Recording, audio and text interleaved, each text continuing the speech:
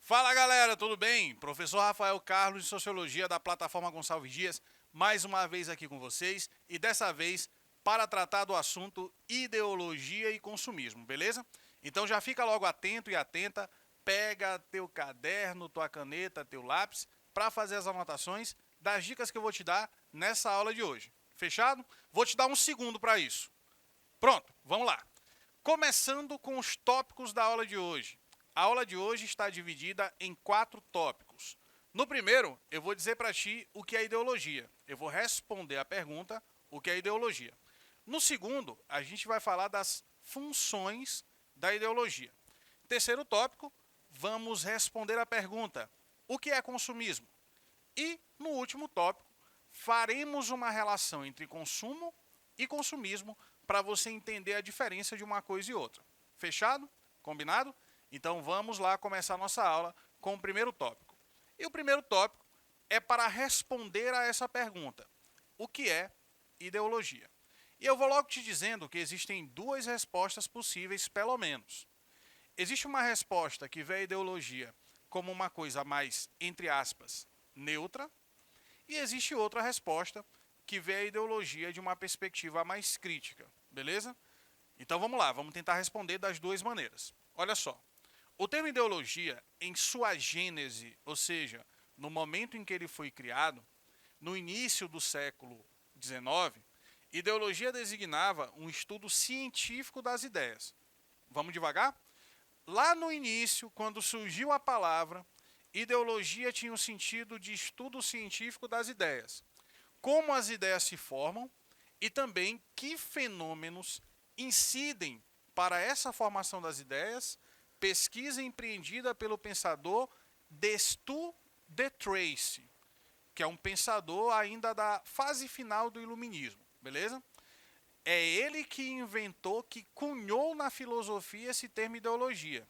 E pela perspectiva do Destutt de Tracy, a ideologia é vista de forma, entre aspas, neutra, como se fosse um estudo sobre as ideias, correto? Só que, como eu te falei, existem 2 respostas possíveis para essa pergunta. E a segunda resposta vem do século XIX, também, que é a resposta dada pelo pensador da filosofia e da sociologia, o Karl Marx.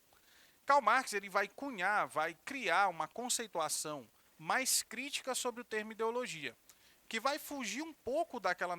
Um pouco não, vai fugir bastante daquela neutralidade que a gente falou ainda agora, da neutralidade da perspectiva do Destutt de Tracy. E segundo Marx, ideologia vai designar uma falsa consciência, sistematizada da realidade social, política e econômica, cujo objetivo dessa falsa consciência é perpetuar a dominação da classe burguesa sobre os trabalhadores por meio do falseamento da realidade. Lembrando que Marx, vocês sabem, é um crítico do capitalismo, ok? Então ele vai perceber a ideologia como uma esfera de dominação. Assim como também é o sistema de produção, assim como também é a política, né? A figura do Estado para ele representa essa esfera também de dominação social. A ideologia vai ser também algo nesse sentido. É uma forma da classe dominante exercer e perpetuar a sua dominação sobre a classe dominada. Então tu percebes que existe aí essas 2 respostas. Uma que percebe a ideologia de uma forma mais neutra e a outra que tem uma perspectiva mais crítica sobre o termo ideologia.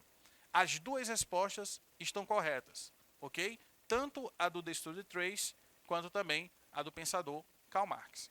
Então, o primeiro tópico a gente já conseguiu finalizar, que é exatamente responder à pergunta o que é ideologia. Você sabe que ideologia pode ser tanto um estudo científico das ideias, concepção neutra do Destutt de Tracy, quanto também pode ser uma espécie de falseamento da realidade que cria uma instância de dominação social no pensamento de Karl Marx. E aí você percebe, como eu te falei, que essas concepções apontam 2 tipos de perspectiva sobre ideologia. A chamada perspectiva neutra, do Tracy, e a perspectiva crítica, do Marx. Primeiro tópico finalizado, acredito que tenha sido bem entendido aí, né? Qualquer coisa você pode aí também dar uma pesquisada no seu livro didático, beleza? Que vai ter essas informações lá também. E aí a gente segue para a segunda parte da aula de hoje, que trata sobre o quê? Sobre as funções da ideologia. Ou seja, você já sabe o que significa ideologia. Agora você vai entender as funções que ela tem. Olha só, de acordo com Marx, ou seja, na perspectiva crítica sobre o termo ideologia, as ideologias surgem por meio de relações sociais, econômicas e políticas, em contextos de ideias que são conflitantes. Parou? Ideias conflitantes.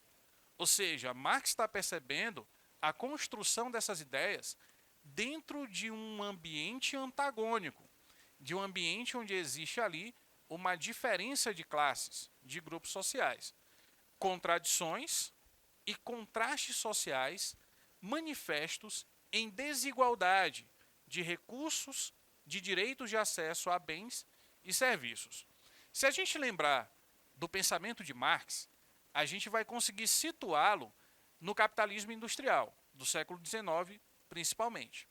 E nesse momento do capitalismo, da produção de bens industriais e tudo mais, a gente vai percebendo o quê? Uma potencialização da produção capitalista, aliado também a uma precarização da situação dos trabalhadores. No momento onde não existiam leis trabalhistas, onde o processo de exploração do trabalho era até muito maior do que é hoje. E é nesse contexto que Marx analisa a ideologia, a formação da ideologia como instância de dominação e de perpetuação desses valores da classe dominante, ok? Então o contexto te ajuda também a entender a perspectiva do autor.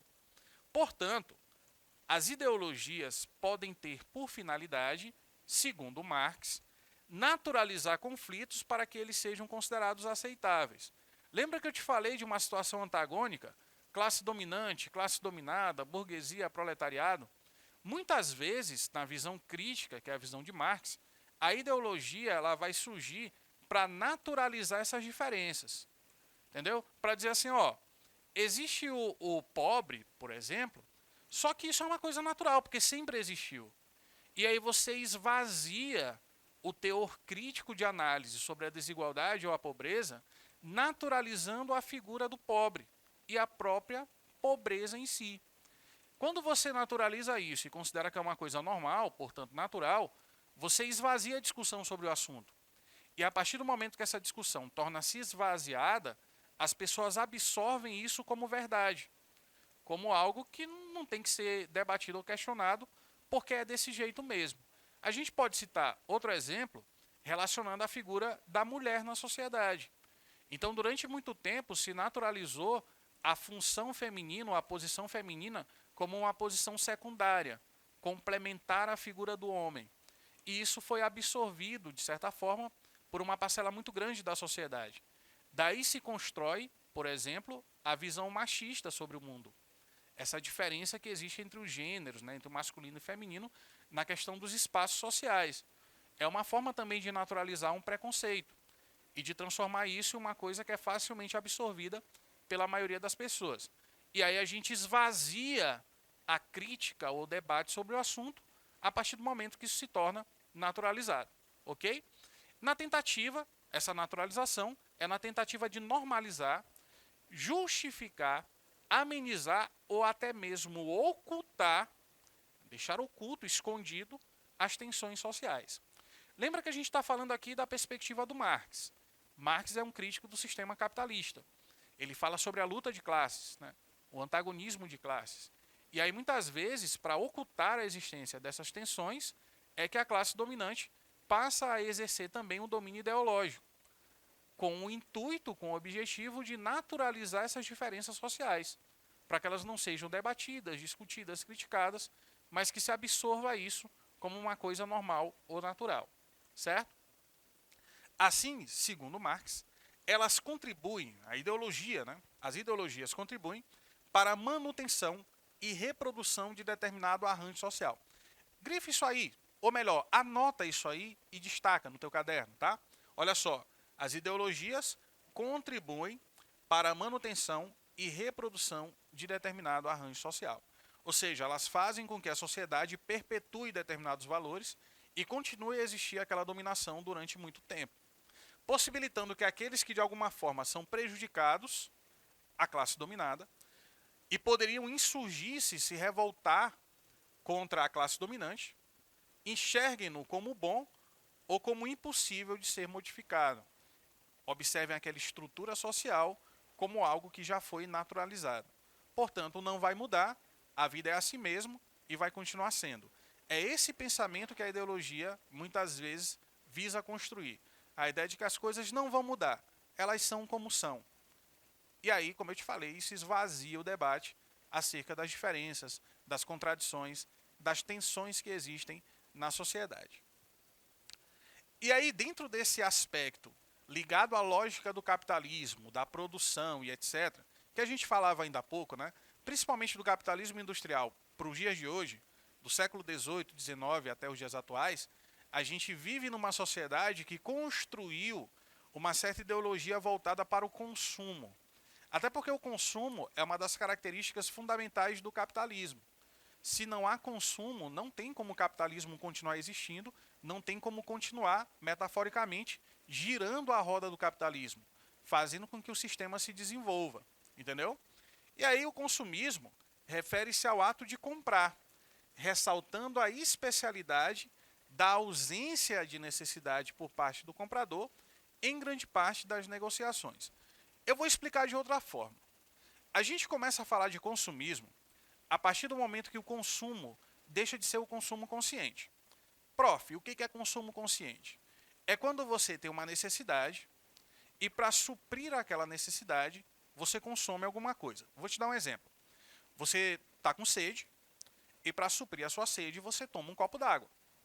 Você está com fome, para suprir a sua fome, você se alimenta. Você está num momento aí frio, que é uma coisa muito difícil no Maranhão, mas pode acontecer, de estar fazendo um friozinho, e aí você vai e precisa comprar uma roupa que seja, né, mais para aquecer, uma manga comprida, alguma coisa do tipo, um moletom, e aí você supre essa necessidade. Isso é consumo, ok? O consumismo é quando você deixa de consumir para suprir uma necessidade e passa a consumir como uma finalidade. Ou seja, o consumo deixa de ser um meio para você atingir um fim e passa a ser o próprio fim.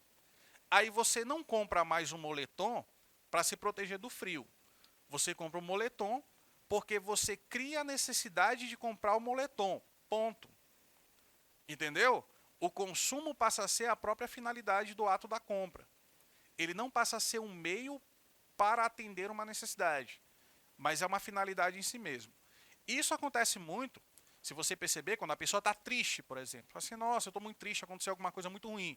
Eu vou para o shopping, eu vou comprar alguma coisa. O ato de comprar passa a ser visto como uma finalidade. Às vezes você compra muita coisa que você não precisa, que você não tem a necessidade. Mas como o ato de comprar ficou alienado, ou seja, deixou de ser consciente, aí você cria a ideia do consumismo. Quando comprar ou consumir, passa a ser uma finalidade em si mesmo, ok? Isso quer dizer, basicamente, que a palavra consumismo significa o ato de comprar muitas coisas que, em sua maioria, não são necessárias, ou que você não precisa, ou que a própria sociedade cria sobre essas coisas uma falsa necessidade de consumo, que motiva as pessoas a querer consumir cada vez mais e mais. Uma ideia sobre o consumismo, ou melhor, uma consequência do consumismo, é a constante insaciabilidade das pessoas. É como se a gente nunca tivesse satisfeito e nunca tivesse saciado com aquilo que a gente tem. E o próprio mercado, a própria lógica do sistema vai reproduzindo isso, vai criando isso para motivar a gente cada vez mais a comprar, cada vez mais a gastar, cada vez mais a consumir. Eu não sei se de repente isso está servindo como carapuça aí para você, né? Você está lembrando de algumas coisas que você comprou que você não tinha a menor necessidade de comprar. Faz parte também, a autocrítica faz parte também de uma atitude mais consciente. Então não se preocupe. Se isso está acontecendo, isso é uma coisa boa, ok? Vamos adiante. O consumismo cria, portanto, atenção, falsas necessidades. Destaque isso daí no teu material. Copia e deixa destacado. O consumismo cria falsas necessidades de consumo, tornando o ato de comprar uma atividade que se encerra em si própria, ou seja, o ato de comprar virou a finalidade. Você não está comprando alguma coisa para suprir uma necessidade. Você está só comprando, ponto final, mesmo que não seja necessário, entendeu? De forma a nunca satisfazer o comprador. E aí a pessoa que entra nessa vibe do consumismo, que fica comprando, gastando, ela nunca vai se sentir satisfeita. Ela pode ter muitas coisas, mas aquilo nunca vai ser para ela um sinônimo de saciabilidade ou de satisfação. Ela sempre vai estar ali com aquela insatisfação, com aquela insaciabilidade e vai continuar comprando, consumindo e gastando cada vez mais. A insaciabilidade é a marca registrada do consumista e do consumismo também. E aí, como eu te falei, cuidado para tu não cair na armadilha de confundir consumismo e consumo. Consumo consciente é uma coisa maravilhosa, é o que te mantém vivo, inclusive. Se você tem sede, você tem que tomar água. Se você tem fome, você tem que comer. Se você está com frio, você tem que se abrigar do frio. Comprar um moletom, comprar um edredom. Isso é normal, ok? Não tem problema nenhum nisso daí. A questão é quando isso se transforma, não mais em você saciar ou satisfazer uma necessidade, mas isso se transforma na própria necessidade em si. Quando o ato de comprar vira uma finalidade em si mesmo, ok? É esse que é o problema. E aí a gente vai concluir nossa aula falando sobre essa diferença entre consumo e consumismo. Então vamos lá, para deixar tudo bem explicado, para você não fazer confusão. Consumo é uma coisa boa, positiva, vital, necessária para a gente continuar vivendo. No consumo, o ato de comprar está diretamente relacionado à necessidade ou à sobrevivência. Tranquilo. Consumo é uma atividade vital para o ser humano. Para a gente continuar vivendo, a gente tem que consumir alimento, a gente tem que consumir coisas que satisfaçam as necessidades que a gente tem, normal. Já quando a gente fala de consumismo, já é outra coisa. Aí já não é algo positivo. Porque o consumismo corrompe a relação entre meio e fim, entre necessidade e ato de compra, o consumo, né? Essa relação está rompida. Ou seja, a pessoa não precisa daquilo que ela está comprando, que ela está adquirindo. Ou então cria-se uma falsa necessidade para que ela seja motivada a consumir ou comprar aquilo ali. Criou-se, portanto, o que a gente chama de quê? De falsa necessidade de consumo. Quando existe uma necessidade real, como eu te falei o exemplo de estar com sede ou estar com fome, aí tudo bem, o consumo ele é uma coisa vital, é uma coisa importante, necessária para que a gente continue vivendo. Mas a partir do momento que isso se transforma, não mais na satisfação de uma necessidade, mas numa ação que se encerra em si mesma, cuja finalidade é essa própria ação, não é para satisfazer alguma coisa, mas é apenas para consumir, apenas para comprar, aí a gente tem um problema. Aí está se criando nessa pessoa ou nessa sociedade uma cultura que não é voltada para o consumo consciente, mas para o consumismo. Inclusive, anota isso no teu caderno. Quando você anotar consumismo, você bota uma setinha do lado assim e coloca consumo alienado. É como a gente também pode chamar o consumismo. Porque o consumo de necessidades reais é chamado consumo consciente. E o consumo de falsas necessidades, ou o consumismo, é chamado de consumo alienado. O que acontece no capitalismo, sobretudo a partir do século XIX para frente, até os dias de hoje, é que vai se criando muitas estratégias para motivar o consumo alienado, que é o consumismo. Porque isso é parte e é característica da própria lógica do sistema, de precisar produzir bastante e vender bastante.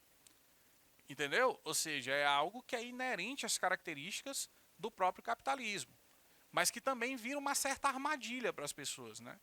E aí muita gente se endivida, porque começa a praticar isso de maneira completamente aleatória, desordenada, certo? Então é exatamente isso que a gente precisa se preocupar. É quando essa atitude começa a prejudicar até a gente mesmo. E as pessoas passam a se endividar, a entrar em cheque especial, ficar devendo cartão de crédito, porque não conseguem mais se controlar. Ok? O ato de comprar está vinculado diretamente à ansiedade e satisfação. Podemos dizer que se trata, portanto, de uma compulsão, de um ato compulsivo. Em alguns casos, isso representa grandes perdas, em termos de relacionamento e de qualidade de vida também. E a alienação é a principal dimensão do consumismo. está na base da compra desvinculada da necessidade e do desconhecimento em relação ao valor de compra e de uso. E com isso, meus queridos, a gente encerra mais uma aula de Sociologia. Espero que tenha sido boa e a gente se vê numa próxima aula. Tchau, tchau.